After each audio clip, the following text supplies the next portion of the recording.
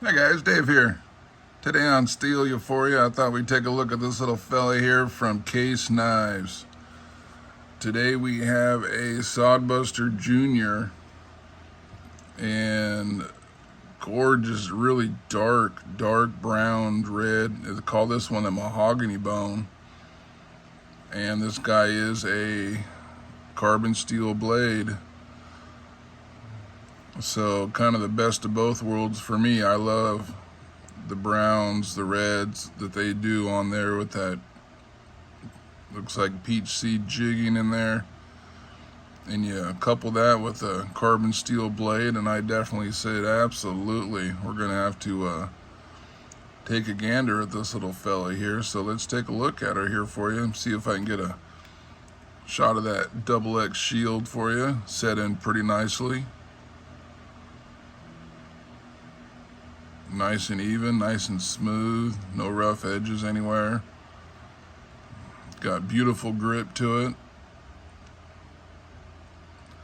Anyway, this guy here measures in at 3 5/8 inches closed, and this version has an overall weight of exactly 2 ounces.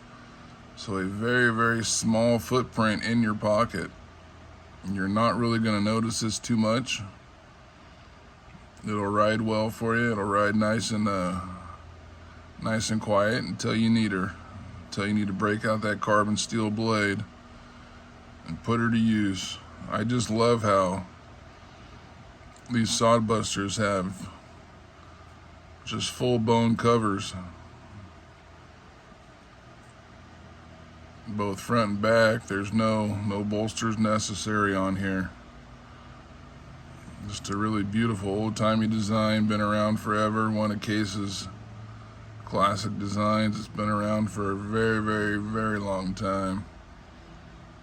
Anyway, let's take a look at her here. How'd they do on the back springs? I've noticed on a few of these, I'll get one or two that has a little bit of a gap. You can see this one has a bit of a gap up top here, and maybe a bit of a gap here on the lower back side. But aside from that, you see the brass liners in there with that stainless steel spring. And that spring is, I believe, also stainless steel. It's not carbon steel like the blade is. So that is one thing to note if you guys are into or not into carbon steel. That spring back there is generally going to be a stainless steel spring. They can still temper that just to keep the good tension on the knife. Anyway, how's our centering on this guy? You can see it favors the pile side, so it is a little bit off center. I guess you can talk to it here and give it a little bit of an attitude adjustment if you're not happy with that centering. She doesn't look like she's rubbing.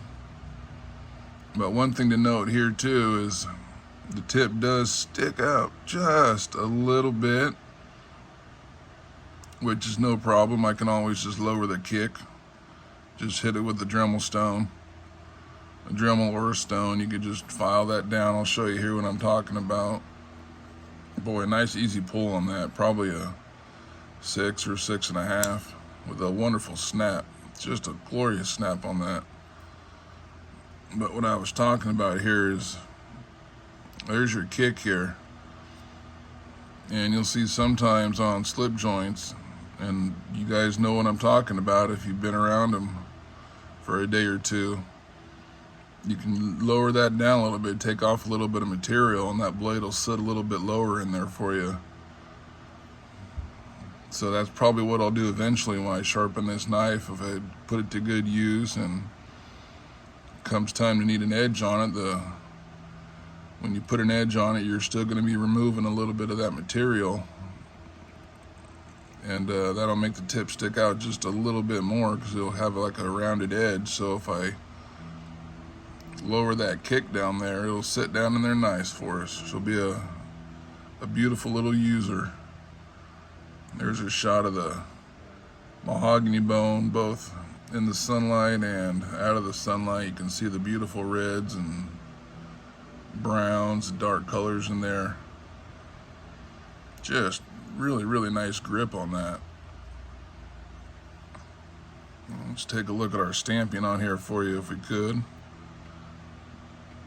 And stamping, I do apologize, this is Case's newer run, so they are using an etch. Let's see if I can get a better shot of that here. There we go.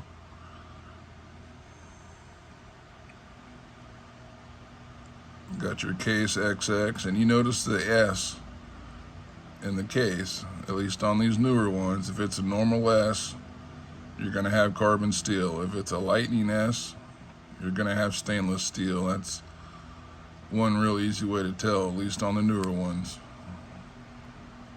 Kind of get those oil and fingerprints off of there for you.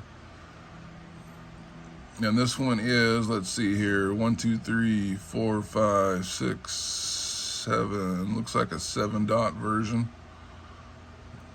Kind of tough to see. There we go. There you go. Yeah, 1, 2, 3, 4, 5, 6, 7 dot. And on the back side here, again, this is going to be your etching. This is Case's new etching that they're doing, and they're not stamping. USA 6137. So 6 for the bone, because it is a bone scale. 1, because you got yourself a single blade. And 37 is going to be your pattern. And if I can get some of that dirt off of there for you, you can see the CS for the carbon steel designation on there. Anyway, as our closing action on this guy, see if she still snaps closed. You bet. Beautiful little snap on that. Beautiful little snap. Make a great user right there for sure. Yeah. Nice little snap on the opening action. And there you can see almost a see-through where they got the gaps on there. And again, it's right up there that I'm talking about. Again, this is a mid-range pocket knife. Case has always said they do not make collector knives. They make user knives. They're not concerned with that. I've seen some, at least the Sodbuster Juniors, that do not have gaps, but the majority of the Sodbuster Juniors I've seen that have come through the old workbench have had a bit of a gap or two.